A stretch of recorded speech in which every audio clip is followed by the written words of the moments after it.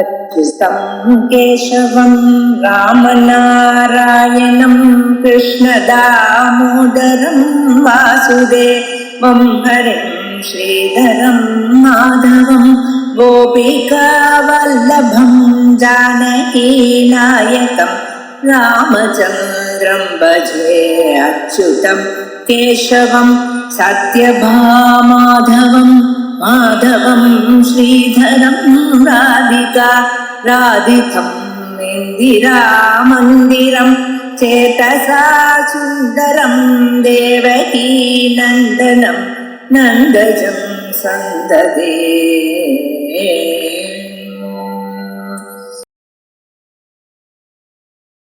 ஸ்ரீ குருभ्यो நமः. பகவத்கீதை 2வது அத்தியாயம் 52வது ஸ்லோகம். யதா தே மோககலிலம் புத்திர் வ்யதிதரிஷ்யதி ததா கந்தாசி நிர்வேதம் ஸ்ரோதவ்யஸ்ய ஸ்ருதஸ்ய ச.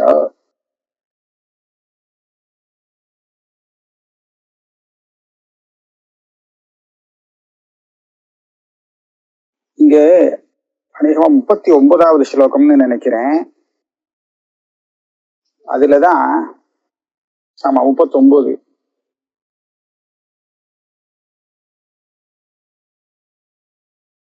ஏஷா தே அபிஹிதா சாங்கே புத்திஹி யோகே த்ரிமாம் ஸ்ருணு. சாங்கே புத்திஹி அப்படிங்கிறது ஆத்ம தத்துவ ஞானம், ஆத்மாவுடைய உண்மையான ஸ்வரூபம். இதுக்குதான் ஆத்ம தத்துவம் அப்படின்னு சொல்றது.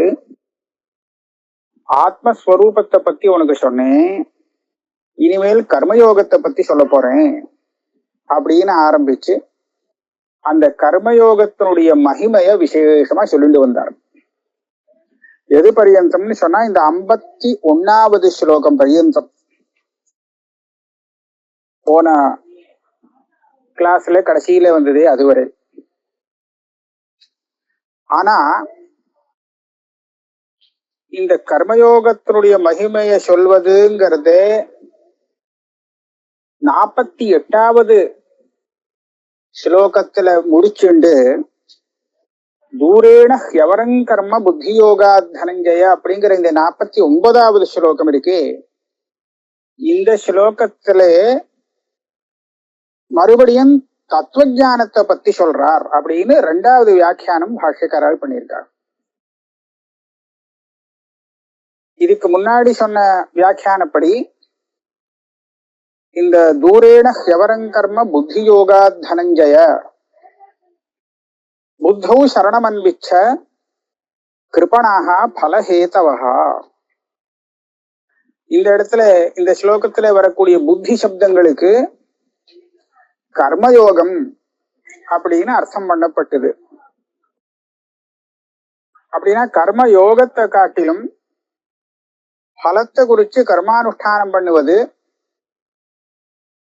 ரொம்ப கீழே, ரொம்ப சின்ன பலத்தை கொடுக்கக்கூடியது, கர்மயோகம் பெரிய பலத்தை கொடுக்கக்கூடியது அப்படின்னு கர்மயோகத்தை பத்தி வசத்தியா சொன்னதாக ஆகும்.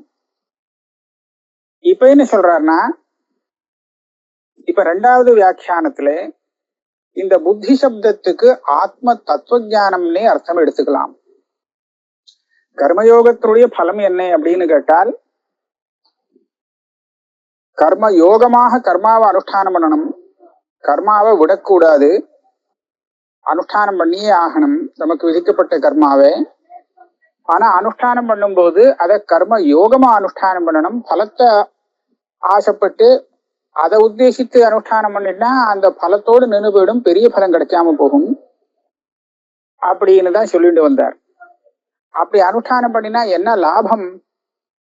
பலத்துல ஆசை இல்லாமல் யோகமாக கர்ம யோகமாக கர்மானுஷ்டானத்தை செய்வதனாலே நமக்கு வரக்கூடிய லாபம் என்ன அப்படின்னு கேட்டால், அந்த லாபம்தான் ஆத்மாவுடைய உண்மையான ஸ்வரூபத்தை நம்மளால புரிஞ்சுக்க முடியும், அந்த சக்தி நமக்கு வரும்.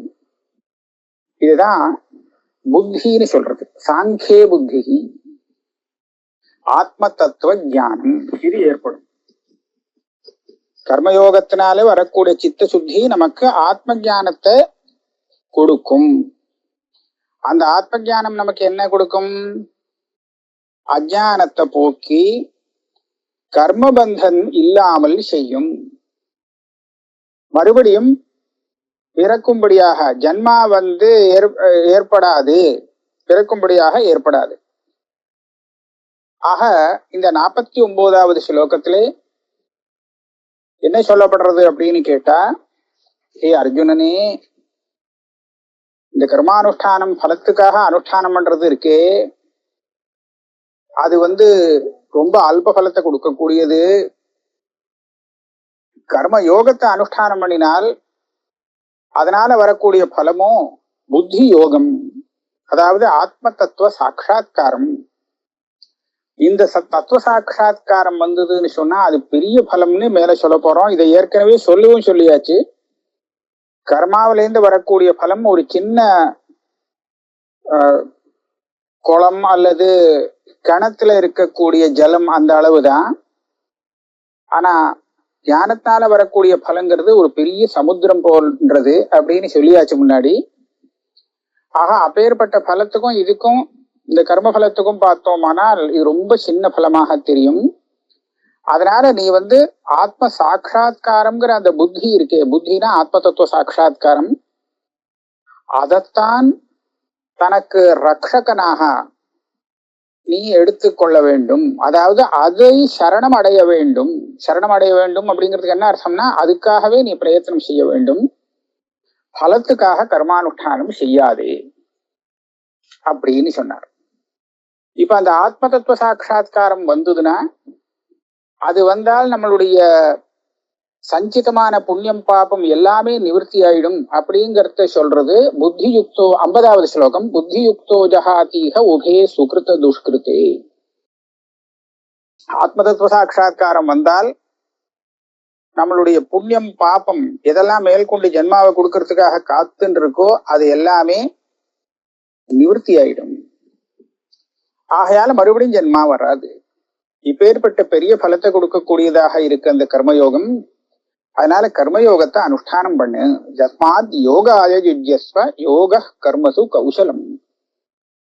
கர்மயோகத்தை அனுஷ்டானம் பண்ணினதுனாலே அதனால சித்த சுத்தி ஏற்பட்டு ஞானத்திலே அது முடிந்து அந்த ஞானத்தாலே கர்மாக்கள்லாம் இல்லாம போய் கடைசியில பந்தம் இல்லாத மோட்சத்தை அடைவோம் அப்படிங்கிற அந்த ஒரு பலத்தை சொல்றது 51வது ஸ்லோகம். கர்மஜம் புத்தி யுக்தாகி பலம் தியக்த்வா மனீஷிணः ஜன்மபந்த வினிர்முக்தாக பதங் கச்சந்தி அநாமயம். இந்த ஸ்லோகங்களுடைய அர்த்தங்கள்லாம் ரொம்ப மாத்தப்படல, ஏற்கனவே சொன்ன மாதிரி தான். அதனாலதான் வேகமா சொல்லிட்டேன்.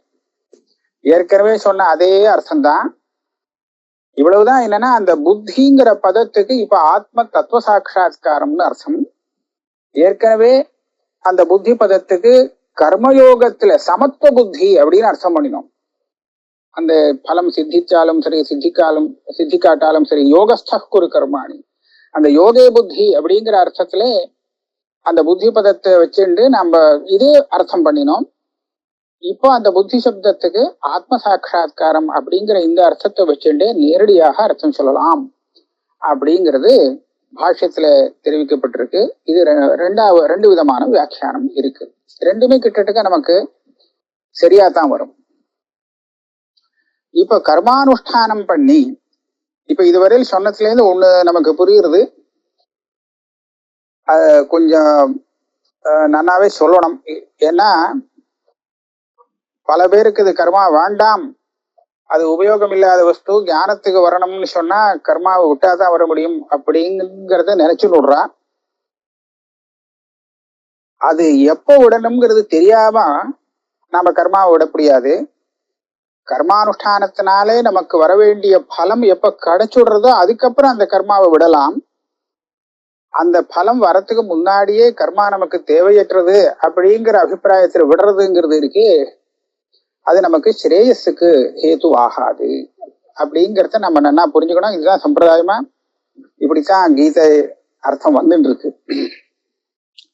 இப்ப பாருங்க, அந்த கர்மயோகானுஷ்டானத்துடைய பலத்தை சொல்றார் இந்த 52வது ஸ்லோகம் இன்னைக்கு படிக்க வேண்டிய ஸ்லோகம். யதா தே மோககலிலம் புத்திஹி வியதிதரிஷ்யதி ததா கந்தாசி நிர்வேதம் ஸ்ரோதவ்யஸ்ய ஸ்ருதஸ்ய ச. இந்த கர்மயோகத்தை அனுஷ்டானம் பண்ணிட்டே வரணுமாம். இந்த கர்மயோகமானது நமக்கு கிடைக்க வேண்டிய பலத்தை ஏற்படுத்தி விட்டதுங்கிறத நம்ம எப்படி கண்டுபிடிச்சுக்கிறது? இவ்வளவு தூரம் நம்ம கர்மானுஷ்டானம் பண்ணினது போரும் அப்படிங்கிறது நம்ம எப்படி கண்டுபிடிச்சுக்கிறது? அதுக்கு ஒரு அடையாளம் வேணும் இல்லையா? அந்த அடையாளத்தை இந்த ஸ்லோகத்துல சொல்றார். இந்த பலம் நமக்கு வந்தது தெரிஞ்சதுன்னு சொன்னால் அதுக்கப்புறம் கர்மயோகத்தினால அடைய வேண்டியது நம்ம அடைஞ்சாச்சு. இனிமேல் கர்மயோகம் விட்டுட்டு வெறும் சுத்த வேதாந்தத்திலேயே கூட இருக்கலாம். வேதாந்த சிரவணம் அதாவது சந்நியாசம் வாங்கிட்டு வெறும் சிரவண மன்னாதிகளை கூட பண்ணலாம் அப்படிங்கிறது இதுல இருந்து நாம புரிஞ்சுக்கலாம். என்ன சொல்றது ஸ்லோகம்? யதா எப்பொழுது தே புத்திஹி உன்னுடைய புத்தியானது மோககலிலம் வியதிதரிஷ்யதி. புத்தியில தான் மோகம்ங்கிறது இருக்கு. கலிலம் அப்படிங்கிறது அழுக்குன்னு வைப்போம். சேரு, குளத்துல எல்லாம் சேர் இருக்கு. அந்த சேத்தை எடுத்தோன்னா தண்ணி சுத்தமா இருக்கும். அப்ப இந்த புத்தியில ஒரு பெரிய சேர் இருக்கு, அதுதான் மோகம் அப்படிங்கிற சேரு. இதுதான் கலிலம், காலுஷ்யம் அப்படின்னு அர்த்தம் பண்ணியிருக்காரு. இந்த காலுஷ்யமானது இருக்கு, இது இல்லாம போகணும். அப்பதான் புத்தி தெளிவானதாக ஆகும். உன்னுடைய புத்தி மோகம்ங்கிற இந்த காலுஷ்யத்தை தாண்டி வர வேண்டும். வியதிதரிஷ்யதி, இதை தாண்டி வரணும் அப்படின்னு சொன்னா ஒரு கலக்கமும் இல்லாமல் தெளிவானதாக இருக்கணும். எப்போது உன்னுடைய புத்தியானது இந்த மோகங்கிற காலுஷ்யத்தை தாண்டுமோ அப்போ உனக்கு அது தாண்டினதுங்கிறதுக்கு ஒரு அடையாளம் நான் சொல்றேன் கேளு. ததா கந்தாசி நிர்வேதம் ஸ்ரோதவ்யஸ்ய ஸ்ருதஸ்ய ச. நிர்வேதம்ங்கிறது வைராக்கியம். இந்த வைராக்கியம் உனக்கு கிடைக்கும் அப்படிங்கிற வைராக்கியம்தான் புத்தி சுத்தமானத்துக்கு ஒரு அடையாளம். நம்மளுடைய புத்தி நிச்சலமானது, தெளிவு பெற்றது அப்படிங்கிறதுக்கு அடையாளம் என்னன்னு கேட்டா சுவாமி சொல்றார், அதுதான் வைராக்கியம். விவேகத்தினால வைராக்கியம் வரணும்னு சொல்லுவாளே, அது இதுதான். என்ன விஷயத்துல வைராக்கியம்? ஸ்ரோதவ்யஸ்ய ஸ்ருதஸ்ய ச நிர்வேதம் கந்தாசி. ஸ்ரோதவ்யம், இதுவரையில் எத்தனையோ விஷயங்களை கத்துக்க வேண்டியிருக்கு அப்படின்னு ஒரு ஆசை இருக்கும் இல்லையா? ஸ்ரோதவ்யம்னா கத்துக்க வேண்டிய விஷயங்கள் நிறைய கத்துக்கணுமே, அது கத்துக்கலையே, இதை கத்துக்கலையே அப்படிங்கிற ஆசை இருந்துட்டு இருக்கும். இதுவரை நிறைய கத்துட்டோமே, அதெல்லாம் மறந்து போகாம இருக்கணுமே அப்படிங்கிற ஒரு ஆசை வேற இருக்கும். அது ஸ்ருதம். இதுக்கு முன்னாடி கத்துட்ட விஷயங்கள், இனிமே கத்துக்க வேண்டியதாக இருக்கும் விஷயங்கள், இது ரெண்டிலையுமே உனக்கு வைராக்கியம் வரும். இனிமேல் வேற ஒண்ணுமே கத்துக்க வேண்டாம். இந்த அனாத்மாவை பத்தின விசாரமே நமக்கு வேண்டாம்னு தோணுமா? அனாத்மாவில உள்ள ஒரு ஆசையால தானே அதை கத்துக்கணும். இது இப்படி பண்ணினா லோக விவகாரம் தான். அனாத்மான்னு சொன்னா சும்மா லோக விவகாரம்னு அர்த்தம் வச்சுக்கலாம். இந்த லோக விவகாரத்துல அதை பண்ணணுமே, இதை பண்ணணுமே, இதை அவன் என்ன பண்ணினா, அதை இவன் என்ன பண்ணினா தெரிஞ்சுட்டா தானே நம்ம மேற்கொண்டு சரியா முயற்சி எடுக்க முடியும் அப்படிங்கிற ஒரு விஷயங்கள்லாம் இருக்கு இல்லையா? இதெல்லாம் ஸ்ரோதவியம்னு வச்சுக்கோ. லௌகிக்கம் ஆத்மாவை தவிர்த்து மற்ற விஷயங்கள்ல என்ன ஒரு சாஸ்திரம் பிரவர்த்திக்கிறதோ அந்த சாஸ்திரமும் எல்லாம் எடுத்துக்க வேண்டியது ஸ்ரோதவியம். அப்போ அதுல எல்லாம் உனக்கு புத்தி ஈடுபடாது. இனிமே வேண்டாமே, இதெல்லாம் நமக்கு எதுக்கு அப்படின்னு சொல்லி வைராக்கியம் வரும். இதுக்கு முன்னாடி எத்தனையோ அப்பேற்பட்ட விவகார விஷயங்கள்லாம் நமக்கு வந்திருக்கும், அதெல்லாம் ஸ்ருதம். அது கூட இப்ப என்ன ஆகும்னு கேட்டா தேவையில்லையே அப்படின்னு அதுவும் நிஷ்பலமாக தோன்றும். அதாவது இதனால நமக்கு ஒன்றும் லாபம் இல்லை அப்படின்னு சொல்லி நிஷ்பலமாக தெரியும். நிஷ்பலமா தெரிஞ்சதுன்னா அதுல வைராக்கியம் வரும். எதுல நமக்கு ஆசை வருது? அது நமக்கு ஒரு பலத்தை கொடுக்கும், இதனால நாம ஒரு பலத்தை அடைய வேண்டும் அப்படின்னு எதை நினைக்கிறோமோ அதுலதான் ஆசை வரும். இப்ப இவனுடைய புத்தி சுத்தமாயிடுத்து அப்படின்னு சொன்னால் இந்த சித்த சுத்தி இவனுக்கு என்ன கொடுக்கும்னு சொன்னா, இனிமேல் வெளியிலேந்து எந்த விஷயத்தினாலையும் நான் அடைய வேண்டியது எதுவும் பாக்கி இல்லை, இனிமே அதனால நமக்கு வர பிரயோஜனம் ஒன்றும் கிடையாது அப்படின்னு தெரிஞ்சதுன்னா சரிதான் போ வேண்டான்னு விட்டுரும். அதுல இதுதான் வைராக்கியம்னு சொல்றோம். ஆக நமக்கு புத்தியில வைராக்கியம் வந்தது அப்படின்னு தெரிஞ்சது அது தெரியும் இல்லையா. இப்ப வைராக்கியம் இருக்கா இல்லையாங்கிறது தன்னை தானே பரீட்சை பண்ணி பார்த்துக்க முடியும். இது நமக்கு வேணும்னு தோன்றதா வேண்டான்னு தோன்றதா அப்படிங்கிறத இவனே பார்த்துக்க முடியும். இது இன்னொருத்தருக்காக சொல்றது கிடையாது. ஆக தன்னுடைய புத்திய சுத்தம் ஆயிருக்கு அப்படிங்கிறத அதுல வந்திருக்கக்கூடிய அந்த வைராக்கியத்தை வச்சுதான் அளந்து தெரிஞ்சுக்கணும்.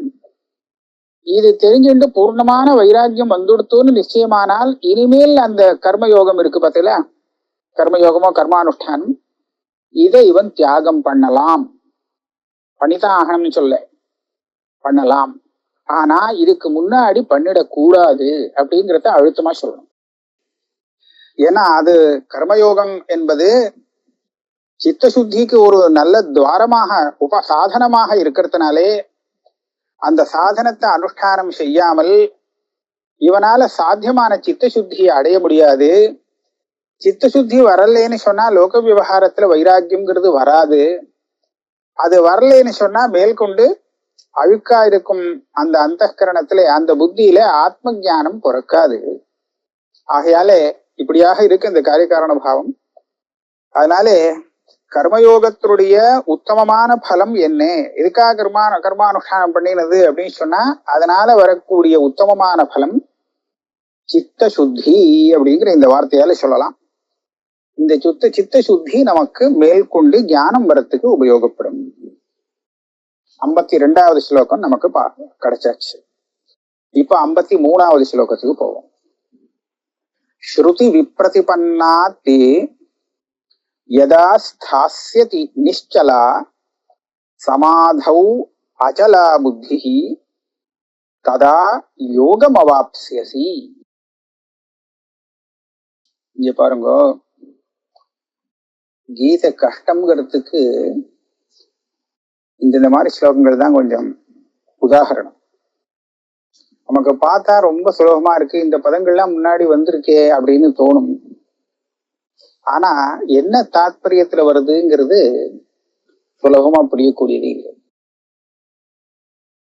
தாத்பரியத்தை புரிஞ்சுக்கிறதுக்கு நாம முன்னாடி சொன்னத்தையும் இப்ப சொன்னத்தையும் சேர்த்து பார்க்கணும். அப்பதான் அது சரியா வரும். தனியா ஒரு ஸ்லோகத்தை மாத்திரம் எடுத்து பார்த்தோம்னா சரியா வராது. இப்ப பாருங்க, ஸ்ருதி விப்ரதிபன்னா தே யதா ஸ்தாஸ்யதி நிஷ்சலா தே, உன்னுடைய புத்தியானது இப்போ எப்படி இருக்கு, இப்ப நான் உபதேசம் பண்ணிட்டு இருக்கேனே, இப்ப உள்ள நிலையில அர்ஜுனனுடைய புத்தி எப்படி இருக்கு, ஸ்ருதி விப்ரதிபன்னா. ஸ்ருதி விப்ரதிபன்னாங்கிறதுக்கு ஒரு அர்த்தம் சொல்றார். இதை செய்யலாமா அதை செய்யலாமா, இப்படி பண்ணிடலாமா அப்படி பண்ணிடலாமா அப்படின்னு பலவிதமான சாத்திய சாதன பாவங்கள்லாம் புரிஞ்சுன்றதுனாலே இந்த பக்கம் போடுறது அந்த பக்கம் போடுறது இப்படி இருந்துட்டு இருக்கிறது. இதுக்குதான் ஸ்ருதி விப்ரதிபன்னா. இவன் பல விஷயங்களை வச்சுண்டு திண்டாடிட்டு இருக்கான், என்ன பண்றதுன்னு தெரியாமல். இதுவும் நல்லதாதான் தெரியுது, இதையும் பண்ணியாகணும் அதையும் பண்ணியாகணும், பலவிதமா. இப்போ நம்ம யார வேணாம் நம்ம பார்க்கலாம், நம்மளுடைய புத்தியெல்லாம் ஸ்ருதி விப்ரதிபன்னம்ங்கிறத வச்சுக்கலாம். எப்படின்னு கேட்டா, நீ செய்ய வேண்டியது என்ன அப்படிங்கிறத கேட்டோம்னா அவன் உண்மையா சொன்னான்னா ஒன்னே ஒண்ணுதான் நமக்கு செய்ய வேண்டியது இருக்குன்னு சொல்லவே முடியாது. குறைஞ்சபட்சம் 10-15 காரியங்கள் நம்ம மனசுல இருந்துட்டே இருக்கும், பண்ணிதான் ஆகணும் அப்படின்னு. இது எல்லாமே செய்ய வேண்டி இருக்கு அப்படின்னு. ஏன்னா எல்லாமே தனக்கு தேவைப்படுறது, எல்லாமே நமக்கு லாபத்தை கொடுக்க, செய்யலைன்னா தப்பு வரும், அதனால பண்ணித்தான் ஆகணும். குறைஞ்சபட்சம் 10-15 காரியங்கள் அவனுடைய மனசுல உடனே தோணும். அப்ப இதுதான் ஸ்ருதி விப்ரதிபன்னா. இது செய்யணும் அதை செய்யணும் இல்ல செய்யணும்னு தோணினதுனாலதானே உன்னுடைய புத்தி இவ்வளவு செய்ய வேண்டிய காரியங்களை வச்சுட்டு இருக்கு. அப்போனா உன்னுடைய புத்தி எப்படி இருக்குன்னா, இத்தனை விஷயங்கள் தெரிஞ்சுன்றதுனாலே பலவிதமான சாத்திய சாதனங்கள் உனக்கு தெரியுறது. இது பண்ணினா இது வரும், இது பண்ணா இது வரும் அப்படின்னு சாத்திய சாதனங்கள் தெரியுறது. இதுகள்னால பலவிதமான பல முகங்கள்ல இந்த புத்தி போயிட்டு இருக்கான். இதுக்கு ஸ்ருதி விப்ரதி பண்ணா. இத சங்கேபமா சொன்னோம்னா விக்ஷிப்தம்னு சொல்லுவா. புத்தி இப்படி இங்கேயும் போறது அங்கேயும் போறது, ஒரு இடத்துல ஏகாகிரமா இல்லாமல் பல முனைகள்ல போயிட்டு இருக்கு அப்படின்னு சொன்னா இதுக்கு விக்ஷேபம் அப்படின்னு ஒரு சப்தத்தை சொல்லுவா. இந்த மாதிரி புத்தி இருந்ததுன்னா இவனுக்கு ஆத்மாவை தெரிஞ்சுக்க முடியாது, பரம சூக்ஷ்மான விஷயத்தை இவனால தெரிஞ்சுக்க முடியாது. அப்ப இது என்ன ஆகணுமா, யதா ஸ்தாஸ்யதி நிശ്ചலா. ஸ்தாஸ்யதி ஸ்திரமாக நிக்கணும்பா. இங்கேயும் அங்கேயும் ஓடுறது, இதை செஞ்சுட்டே இருக்கிறது, அதை பத்தி கவலைப்படுறது, அது பண்றது, எது கவலைப்படுறது, ஏக கவலைகள். இப்படி இருக்கும் போது இது ஸ்திரமாகாது. இது எப்போ ஸ்திரமாகும், யதா ஸ்தாஸ்யதி நிശ്ചலா, எப்போது ஸ்திரமாகுமோ அப்படின்னு சொல்றாரு. எப்போ ஸ்திரமாகும்னா சித்த முன்னாடி போன ஸ்லோகத்துல சொன்னாரே நிர்வேதம் வரும் அப்படின்னு. நிர்வேதம் வைராக்கியம், ஸ்ரோதவியம் ஸ்ருதம், இது எல்லாமே இனிமே நமக்கு தேவையில்லாதது, இதனால நமக்கு பிரயோஜனம் இல்லை அப்படின்னு சொல்லி அதுல ஒரு வைராக்கியம் ஏற்படுறது.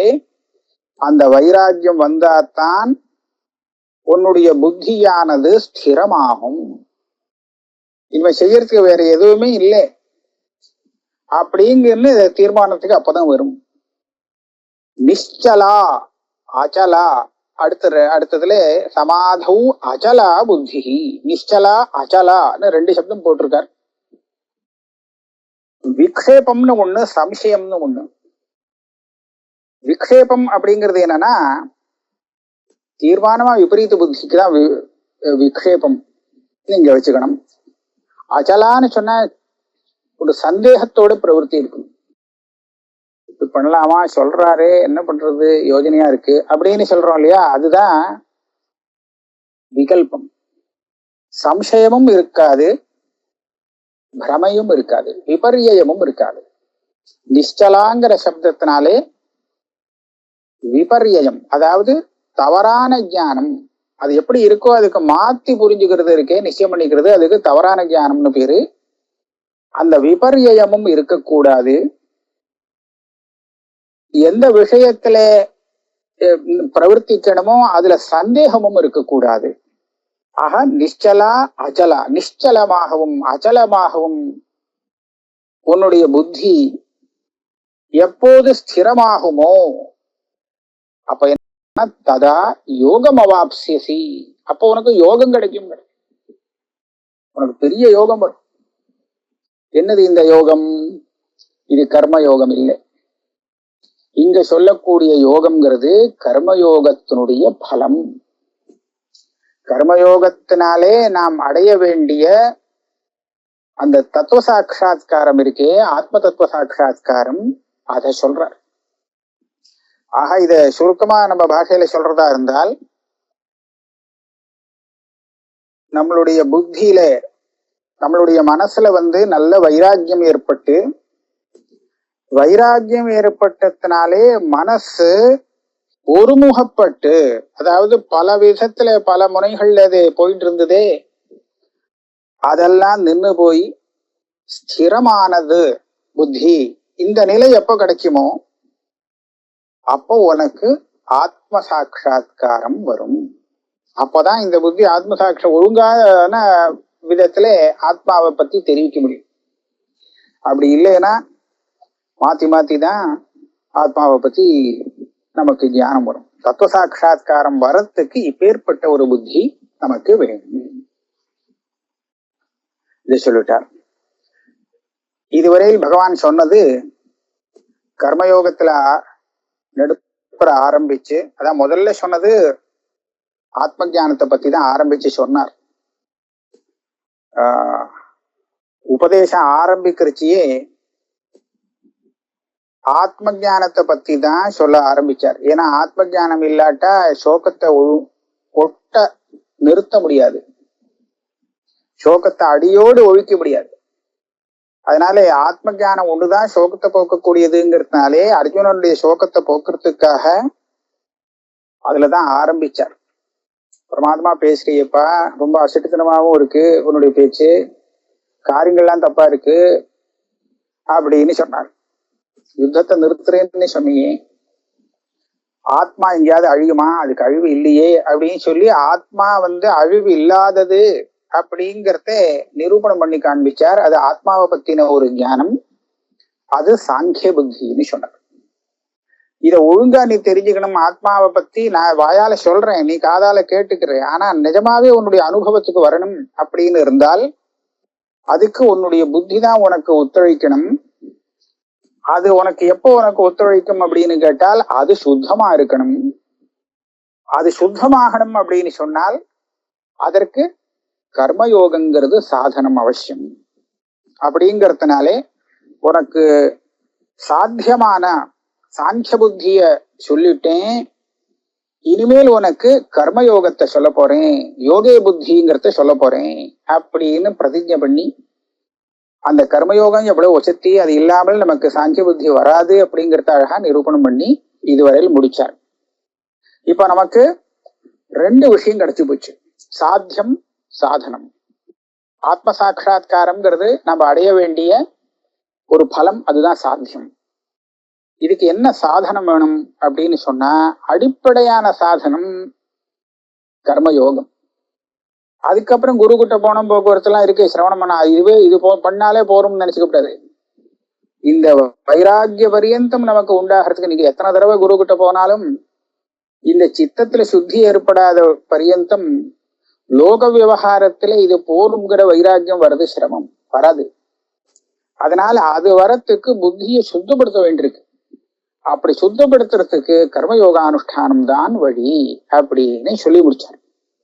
இப்போ அர்ஜுனனுக்கு ஒரு கேள்வி வருது. அவன் என்ன கேள்வி கேட்கிறான்?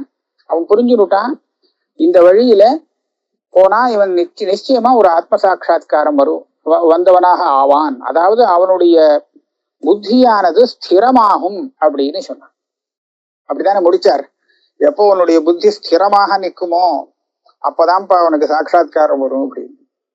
உடனே அர்ஜுனன் கேட்கிறான், இந்த மாதிரி ஸ்திரமான புத்தி உடையவாள், அதாவது ஆத்மா ஞானம் வந்தவர்கள், ஆத்ம சாட்சா்காரம் வந்த ஞானிகள் எப்படி இருப்பா? அவளுடைய லட்சணத்தை கொஞ்சம் சொல்லுங்களேன்னு அடுத்த கேள்வி அவன் கேட்கிறான். அர்ஜுன உவாச்ச, அர்ஜுனன் கேட்கிறான், ஸ்தித பிரஜ்ஞஸ்ய கா பாஷா சமாதிஸ்தஸ்ய கேசவ ஸ்திததீஹ் கிம் பிரபாஷேத கிம் ஆசீத விரஜேத கிம். ஸ்தித பிரஜ்ஞா அப்படின்னு சொன்னா எவனுடைய பிரஜானா புத்தி, எவனுடைய புத்தியானது ஸ்திரமாகி விட்டதோ, தத்துவஞானம் பிறந்து எவன் ஆத்மனிஷ்டனாக இருக்கிறானோ அந்த ஞானிய பத்தி இங்க ஸ்தித பிரஜன்னு அர்ஜுனன் குறிப்பிடுறான். அப்ப அந்த ஸ்தித பிரஜன்னு சொல்லக்கூடிய அந்த ஞானிய பத்தி இவன் என்ன கேட்கிறான்? ஸ்தித பிரஜ்ஞஸ்ய கா பாஷா, அவனை பத்தி தெரிந்தவர்கள் என்ன சொல்லுவார்கள் அப்படின்னா, ஸ்தித பிரஜனை கண்டுபிடிக்கக்கூடிய லட்சணம் என்ன, எப்படி இருந்தால் இவனை ஸ்தித பிரஜன் அப்படிங்கிறத சொல்லுவா, பெரியவாள்லாம் சொல்லுவா அப்படின்னு முதல் கேள்வி. ஸ்திதப்பிரஜன் அப்படின்னு ஒருத்தனை சொல்லணும்னு சொன்னா அவனுடைய அடையாளம் என்ன, இது முதல் கேள்வி. சமாதிஸ்தஸ்ய அப்படின்னு ஒரு விசேஷனம் போடுறான். இவனுடைய புத்தி ஸ்திரமா இருக்கு அப்படிங்கறத தானே ஸ்தித பிரஜன் அப்படிங்கிற இந்த சப்தம் நமக்கு தெரிவிக்கிறது. புத்தி ஸ்திரமானத்தினாலே இவனுக்கு கிடைச்ச லாபம் என்னங்கிறத சொல்றது சமாதிஸ்தஸ்ய இந்த பதம். இந்த இடத்துல சமாதி அப்படிங்கிற பதத்துக்கு ஆத்மான அர்த்தம், சமாதிஸ்தன் அப்படிங்கிறதுக்கு ஆத்மாவில் இருக்கிறவன், ஆத்மனிஷ்டன் அப்படின்னு அர்த்தம். ஆத்மனிஷ்டன் அப்படின்னு சொன்னா, நாமெல்லாம் இப்ப ஆத்மாவை விட்டுட்டு மற்ற விஷயங்கள்ல இருந்துட்டு இருக்கோம். இவன் அதுல இல்லை, ஆத்மாவிலே இருக்கிறான். இப்படிதான் சொல்லணும், வேற வழி இல்லை. ஆத்மாவில இருப்பவன், ஆத்மாவை விட்டுட்டு மற்ற விஷயங்களில் இருப்பவன். இவனுடைய புத்தி ஆத்மாவிலேயே இருக்கு. ஆத்ம விஷயத்தை தவிர்த்து வேற எதுலையும் புத்தி போகலைன்னு சொன்னா அவன் ஆத்மனிஷ்டன். ஆத்மாவை பத்தி புரிஞ்சுட்டவன் தான் அப்படி இருக்க முடியும். மற்றவாள்லாம் ஆத்மனிஷ்டான் இல்ல, அனாத்மனிஷ்டான். இப்ப சமாதிஸ்டன் அப்படிங்கிறதுக்கு ஆத்மனிஷ்டனாக இருக்கக்கூடிய அந்த ஞானி இருக்கானே, ஸ்தித பிரஜன், அவனை பத்தி பெரியவாள்லாம் என்ன சொல்லுவா, அவன் எப்படி இருப்பான்னு சொல்லுவா அப்படின்னு முதல் கேள்வி. கேசவா அப்படின்னு பகவான சம்போதனம் பண்றான். அதுக்கப்புறம் ஸ்திததீ கிம் பிரபாஷேத கிம் ஆசீத விரஜேத கிம். ஸ்திததீஹி, இந்த முதல் வரியில ஸ்தித பிரஜன் அப்படின்னு யார சொல்லப்பட்டதோ அவனைத்தான் ஸ்திததீஹி அப்படிங்கிற இந்த பதமும் குறிக்கிறது. அந்த பிரஜா சப்த ஸ்தானத்துல தீ சப்தத்தை பிரயோகம் பண்ணியிருக்கார். ரெண்டுமே புத்தி சொல்லக்கூடிய சப்தம். ஆக எவனுக்கு புத்தி ஸ்தைரியம் ஏற்பட்டு விட்டதோ, எவன் ஞானி ஆகிவிட்டானோ அவன் என்ன பேசுவான்? முன்னாடி சொன்னது அவனை எல்லாரும் என்ன சொல்லுவா அப்படின்னு. அதான் பெரியவாள்லாம் என்ன சொல்லுவா, எல்லாரும் என்ன சொல்லுவான்னு, அஜ்ஞானிகள்லாம் என்ன சொல்லுவான்னு அர்த்தம் இல்லை. ஒரு புத்திசாலி அது ஒரு ஆத்ம ஜானின்னு சொன்னா அவனுக்கு எந்த லட்சணத்தை பெரியவாள்லாம் சொல்லி கொடுத்துருக்காங்கிறது முதல்ல கேட்டது. ஆத்ம ஜானி எப்படி பேசுவான், இது அடுத்த கேள்வி. கிம் ஆசீத விரஜேத கிம், எப்படி உட்காருவான், எப்படி நடப்பான், இதெல்லாம் ஒரு கேள்வி. அது லட்சணம் என்ன அப்படின்னு கேட்டா சரி, அவன் என்ன பேசுவான், அவன் எப்படி நடப்பான், எப்படி உட்காருவான், நம்மள மாதிரிதான் உட்காருவான், நம்மள மாதிரிதான் பேசுவான், நம்மள மாதிரிதான் நடப்பான். இதுல என்ன இது கேள்வி என்ன இருக்கு? ஆத்ம ஞானம் வந்ததுக்கா அப்படியே எல்லாமே உள்டாவா போகும், அப்படி ஒண்ணும் இல்லையே. அப்ப இதனுடைய தாற்பயம் என்ன? இப்படி எல்லாம் கேட்பனா பாஷ்யக்காரால் இதுக்கு ஒரு அர்த்தம் சொன்னார். சப்தார்த்தம் இதுதான். அவன் என்ன பேசுவான், ஆத்ம ஞானியாக இருப்பவன் அவன் எப்படி நடப்பான், எப்படி உட்காருவான் அப்படின்னு தான் கேள்விக்கு, இந்த வார்த்தைக்கு அதுதான் அர்த்தம். ஆனா அவன் என்ன எப்படி நடப்பான்னு கேட்கறதுல அவனுடைய தாற்பயம் இல்லை. எப்படி சாப்பிடுவான் அப்படிங்கிறதுக்கு தாற்பயம் இல்லை. இவனுடைய தாற்பயம் என்னன்னா, இவன் ஜீவன் முக்தனாக இருக்கிறானே, ஜீவன் முக்தனாக இருந்துட்டு அவனுடைய விவகாரம் எப்படி இருக்கும், அவன் எப்படி நடந்து கொள்வான், எப்படி இருந்தால் இவன் ஜீவன் முக்தன் ஆவான் அப்படிங்கிறது முதல்ல. ஜீவன் முக்தனாக இருப்பவன் எப்படி நடந்து கொள்வான் அப்படிங்கிறது கூட ஒரு லட்சணம் தான். அது அவன் எப்படி நடந்துக்கிறாங்கிறத நம்ம பாக்குறோம் இல்லையா, அதை பார்த்து கூட நம்ம அடையாளத்தை வச்சுன்னு கண்டுபிடிக்க முடியும். ஆனால் பொதுவாக லட்சணம் சொல்வதற்கு பிரயோஜனம் என்னன்னு சொன்னா, அந்த லட்சணத்தை வச்சு லட்சியத்தை கண்டுபிடிக்கிறது தான் அப்படின்னு இருந்தாலும் கூட, இப்போ இந்த ஆத்ம ஞானிக்கு சொல்லக்கூடிய இந்த லட்சணம் இருக்கே, இது யாரு ஆத்ம ஞானி அப்படின்னு கண்டுபிடிச்சுக்கிறதுக்காக சொல்லப்பட்ட லட்சணம் இது இல்லை. பாஷ்யக்காரர் சொல்றார், ஆத்ம ஞானியை இந்த லட்சணத்தை வச்சு யாருனாலும் ஒரு அஜ்ஞானியை கண்டுபிடிக்க முடியாது. நிஜமான ஆத்ம ஞானிக்கு இந்த லட்சணம் தேவைப்படாது. அப்ப இது எதுக்காக சொல்றது அப்படின்னு கேட்டால், ஆத்ம ஞானி எப்படி இருப்பான்னு சொல்லுவது முமுட்சுவாக இருக்கிறவனுக்கு, அதாவது ஒரு சாதகனுக்கு தான் எந்த சாதனங்களை சம்பாதனம் பண்ணணும் அப்படிங்கிறது தெரிவிக்கிறதுக்காக. ஆத்ம ஞானி எப்படி விவகாரம் பண்ணுவான் அப்படிங்கிறத கேட்டதை சொல்லுவது எதுக்காகன்னு கேட்டா, எந்த மாதிரி நம்மளுடைய மனசை பக்குவப்படுத்தின்றோமானால் நமக்கு அந்த ஞான நிஷ்டைங்கிறது கிடைக்கும் அப்படிங்கிறத தெரிஞ்சுக்கிறதுக்காக. ஆக ஒரு முமுட்சு, ஒரு சாதகன் இந்த சாதனங்களை அபியாசம் பண்ணி தனக்கு அந்த தன்னுடைய சாத்தியமான அந்த ஆத்ம ஞானம் வரத்துக்கு இந்த அபியாசத்தை உபயோகப்படுத்திக்கிறதுக்காகத்தான் அந்த லட்சணம் சொல்லப்படுறதே தவிர, இந்த லட்சணத்தை வச்சு இவன் யார், இவன் ஆத்ம ஜானியா அனாத்ம ஜானியான்னு எடை போடுறதுக்காக இல்லை. அடுத்தவனை பார்த்து இவன் ஆத்ம ஜானியா அனாத்ம ஜானியா அப்படின்னு கண்டுபிடிக்கிறேன் பாரு அப்படின்னு சொல்லி இந்த லட்சணத்தை உபயோகப்படுத்துறதுக்காக இந்த லட்சணம் சொல்லப்படலே. இதை நல்லா தீர்மானமா தெரிஞ்சுக்கணும். சாதகனாக இருக்கிறவன் தன்னுடைய விவகாரத்திலே இப்ப சொல்லப்பட்ட லட்சணத்திலே சில லட்சணத்தையாவது கொண்டு வரணும். தன்னுடைய நடத்தலை கொண்டு வரணும். அது அவனுக்கு ஆத்ம ஞானம் அடையறதுக்கு சாதனமாக அமையும். அப்படிங்கிறதுக்காகத்தான் இந்த ஆத்ம ஞானியுடைய லட்சணம் இங்கே சொல்லப்படுறது. கேட்டுட்டான் அர்ஜுனன், சிதப்பிரஜன் யாரு, எப்படி இருப்பான், அவன் எந்த மாதிரியாக விவகாரம் செய்வான் அப்படின்னு பொதுவா ஒரு கேள்வியை கேட்டுட்டான். பகவான் இனிமேல் இது எல்லாத்தையும் வரிசையா சொல்ல போறார். சிதப்பிரஜனை பத்தி விஸ்தாரமா சொல்ல போறார். ஸ்ரீ பகவானுவாச்ச அப்படின்னு. இதை நாம அடுத்த கிளாஸ்ல வச்சுக்கலாம்.